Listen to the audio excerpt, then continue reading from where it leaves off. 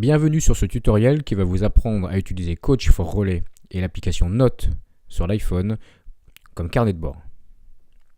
Tout d'abord, il convient d'aller sur l'application Notes pour créer une nouvelle note et l'intituler de manière à ce que ce soit facile de retrouver les données. Donc terminal, relais, de 8h à 10h par exemple, ainsi que carnet de bord. Ensuite, allons dans Calc for Relais, où là, il va falloir renseigner donc l'équipe qui va faire une tentative. Il faut choisir si c'est une équipe fille ou garçon. Et ensuite, on marque le numéro du coureur qui a été établi au préalable sur le carnet de bord. On ajoute ensuite les différents prénoms, ainsi que les différents temps effectués par chacun des coureurs. Voici le temps théorique de l'équipe. La course commence, et pendant la course, on note la qualité des transmissions, si c'est ralenti, synchronisé, tampon ou hors zone. Chacun des coureurs définit les marques en nombre de pieds pour chacune des transitions, puis renseigne le temps vraiment réalisé sur ce 4 x 50 mètres. Et automatiquement, tous les calculs sont faits. L'écart entre le temps théorique et le temps réel, la note qui correspond et la note collective finale. Vous pouvez consulter les différents types de barèmes sur l'application pour vous y référer.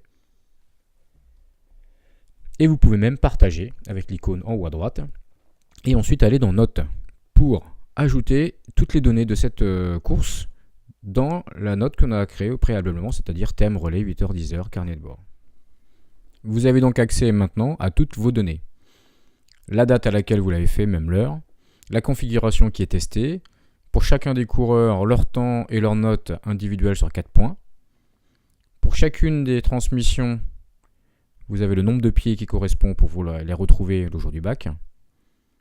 La valeur théorique du relais, le temps réel du relais et la comparaison, afin de savoir donc de combien vous l'avez amélioré, et la note sur 4 qui correspond.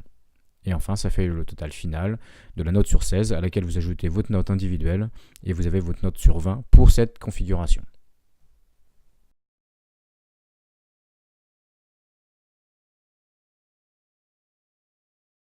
Il ne reste plus qu'à effectuer une nouvelle tentative.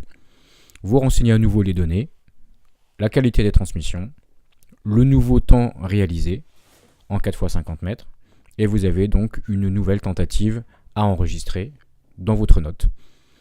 Et automatiquement, elle va s'ajouter à la suite de la précédente. Votre carnet de bord devient donc totalement numérique. Vous y avez accès partout, tout le temps, chez vous et en cours.